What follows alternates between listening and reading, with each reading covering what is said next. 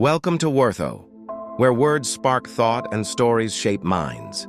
Today we begin a deep dive into the life of one of psychology's most controversial and revolutionary figures, Sigmund Freud. Get ready, because this story might just change how you understand yourself. Sigmund Freud was born on May 6, 1856, in Freiburg, in what is now the Czech Republic. His family was Jewish, and he was the eldest of 8 children. His father, Jakob Freud, was a wool merchant, and his mother, Amalia, was nearly 20 years younger than Jakob, something Freud would later reflect on deeply in his own theories.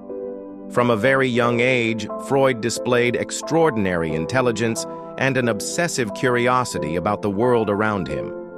By the age of 4, his family moved to Vienna, a city that would become the backdrop for most of his life and his work. Freud was a brilliant student. He was fluent in German, French, Italian, Spanish, English, Hebrew, Greek, and Latin. Yes, he knew all of those languages. He had an almost photographic memory, and his passion for science led him to study medicine at the University of Vienna. At first, Freud was more interested in neurology than psychology. He conducted research on the nervous system and worked at the Vienna General Hospital. But it wasn't until he traveled to Paris in 1885 to study with Jean-Martin Charcot, a neurologist who used hypnosis to treat hysteria, that Freud's interest shifted. He was fascinated by the idea that emotional trauma could cause physical symptoms. After returning to Vienna, Freud began experimenting with a new method of treatment that involved talking with patients rather than using hypnosis. He called this the talking cure, which would later evolve into what we now know as psychoanalysis. One of his earliest collaborators was Joseph Breuer, with whom he treated a famous patient known as Anna O. Her case deeply influenced Freud and led him to believe that our minds are full of unconscious desires and repressed memories. Freud also began developing controversial ideas about sexuality, arguing that even children experience sexual feelings, something that outraged many at the time. But Freud was not afraid of criticism. He was determined to understand the human mind, no matter how uncomfortable the truth might be. This was only the beginning. In the next episode, we'll explore Freud's groundbreaking theories, including the structure of the mind, id, ego, and superego, and how they control everything from our dreams to our daily decisions. If this made you question what really goes on inside your head, you're not alone. Freud did too. Don't forget to follow for the next episode, where we dive deeper into the mind of the father of psychoanalysis. Freud's groundbreaking theories began to take shape as he moved beyond traditional methods of treating mental illness. He started focusing on the unconscious mind, a hidden realm of desires, fears, and memories influencing our daily thoughts and actions without us even realizing it. One of his most iconic ideas was the concept of the id, ego, and superego. According to Freud, our minds are split into these 3 parts. The id is primal, impulsive, and driven by basic needs and desires. It wants what it wants, now. The superego is our moral compass, shaped by society, parents, and upbringing. It tells us what we should do. And in between is the ego, the mediator, trying to balance both extremes and keep us functional in the real world. This internal conflict, Freud believed, was the root of much psychological distress. To access the unconscious mind, Freud developed a method, psychoanalysis. This involved patients lying on a couch speaking freely, a process called free association. Freud listened carefully, interpreting dreams, slips of the tongue, and hidden patterns in speech. He believed that bringing unconscious thoughts into the conscious mind would help people heal. Dreams, he said, were the royal road to the unconscious. In his famous book, The Interpretation of Dreams, Freud analyzed symbols and recurring themes that revealed hidden wishes and fears. A staircase might represent ambition. A train might symbolize sexual desire. Nothing in a dream to Freud was meaningless. These ideas were revolutionary and controversial. Critics dismissed them as unscientific. But Freud's work was not about hard data. It was about human experience. He wasn't trying to fit the mind into a lab. He was trying to understand what made us human. His theories gained followers. Some, like Carl Jung and Alfred Adler, expanded on Freud's ideas. Others broke away, forming their own schools of thought. But no matter how far they drifted, Freud's influence was undeniable. He laid the foundation for modern psychology, changing therapy forever. By the early 20th century, Freud was not just a doctor, he was a cultural force. His writings, lectures, and personality sparked debates in science, philosophy, art, and even politics. Psychoanalysis spread across Europe and the United States, and the image of the couch, the analyst, and the patient became iconic. But Freud's journey was far from over. His life would soon be tested by political unrest, personal tragedy, and the rise of a terrifying regime. As Freud's influence grew across Europe, so did the waves of controversy that followed him. He wasn't just rethinking psychology, he was challenging society's deepest norms. His boldest idea, that sexual desire existed from early childhood. Most famously, he introduced the Oedipus complex, the theory that young boys unconsciously desire their mothers and see their fathers as rivals. For girls, Freud later proposed the Electra complex. These ideas shocked the public and even disturbed some of his own colleagues. Freud argued that these unconscious desires shape not only childhood development, but our entire adult psyche. He believed that to become mentally healthy, one must navigate and resolve these hidden internal conflicts.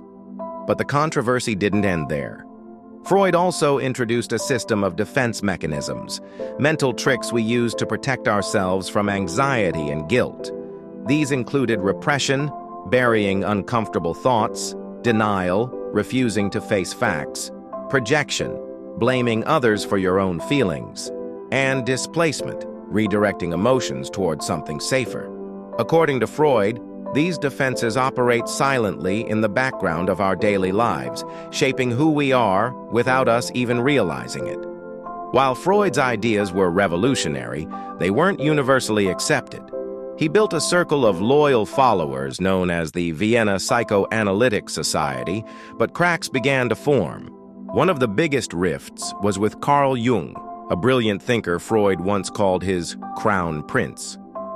But Jung's interest in mysticism and spiritual symbolism clashed with Freud's strictly scientific, sexual-based theories. Their friendship ended in a bitter split, reflecting Freud's growing isolation. Freud's personal life wasn't without hardship either. A workaholic and a chain smoker, he developed oral cancer, undergoing more than 30 painful surgeries. Still, he refused to quit cigars. Through all this, he remained fiercely committed to his work.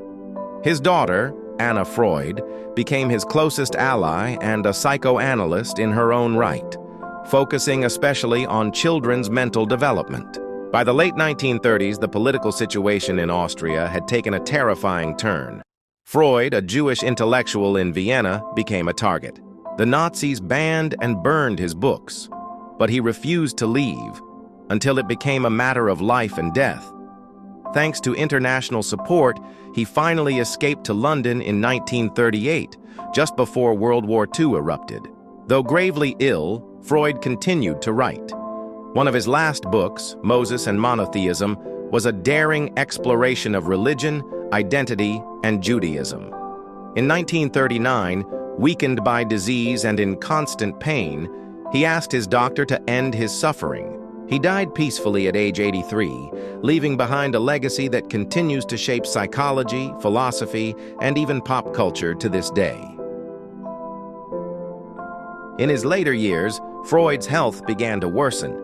His cigar-smoking habit caught up with him, leading to a painful battle with jaw cancer. Despite undergoing over 30 operations, Freud's intellectual abilities remained sharp. He continued to write and refine his ideas even as his body weakened. His unwavering commitment to his work remained intact during this time.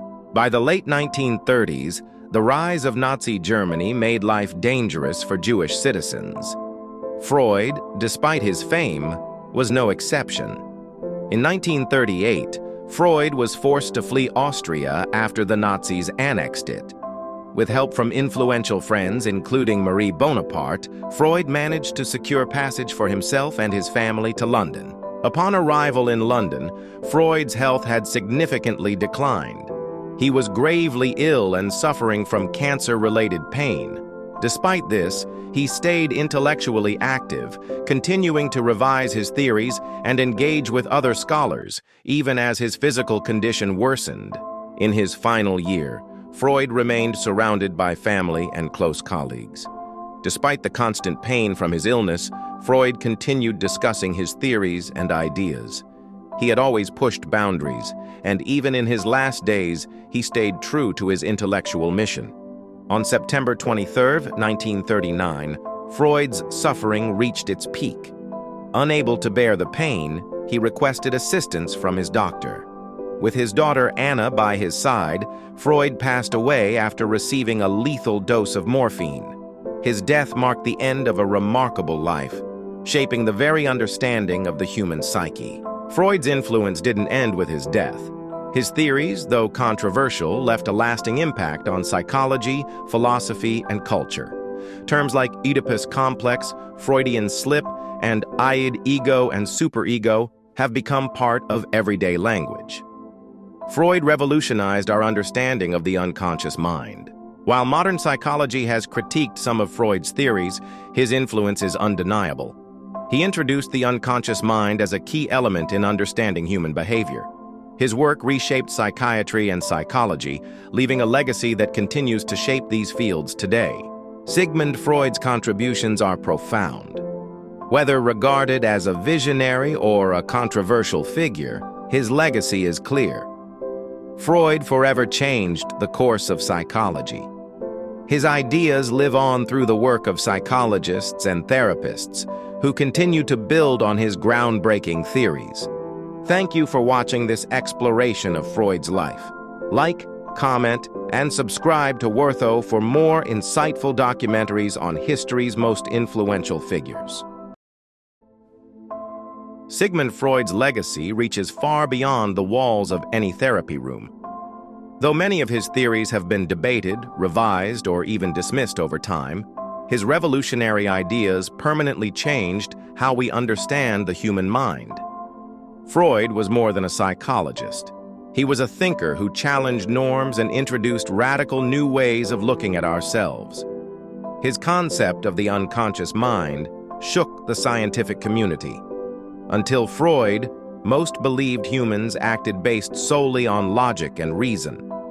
Freud argued that underneath our conscious thoughts lies a deeper world, full of hidden fears, desires, traumas, and motivations.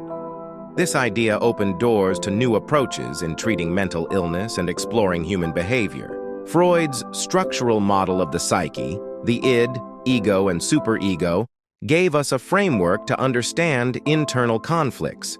He explained that the id is driven by raw instinct, the ego balances reality, and the superego acts as our moral compass. This complex interplay, according to Freud, shapes our decisions, fears, dreams, and even slips of the tongue. One of Freud's most controversial ideas, the Oedipus complex, suggested that early childhood experiences, especially within the family, form the blueprint of adult emotions, relationships, and neuroses. He was criticized heavily for these views, yet they led to deeper investigations into how upbringing and suppressed desires influence adult psychology. Another bold area Freud explored was dream analysis. In The Interpretation of Dreams, he claimed that dreams are symbolic expressions of our unconscious. While modern science takes a different view on dreaming, Freud's emphasis on symbolism still influences literature, cinema, and art. Despite criticism, sometimes harsh, Freud's legacy is undeniable. Psychoanalysis, the therapeutic method he pioneered, is still practiced today. More than that, his influence is felt in philosophy, anthropology, art, literature, and even everyday language. Words like Freudian slip or repressed memory have entered common speech. Freud dared to ask taboo questions. He challenged religious ideas, moral assumptions, and scientific rigidity. Whether you admire him or disagree with him, one thing is clear: Freud changed the world. Thank you for joining us on this journey through the life and mind of Sigmund Freud. If you enjoyed this video, please like, comment, and subscribe to Wortho for more stories about the thinkers who shaped our world. What do you think of Freud's theories? Drop your thoughts in the comments. We're listening.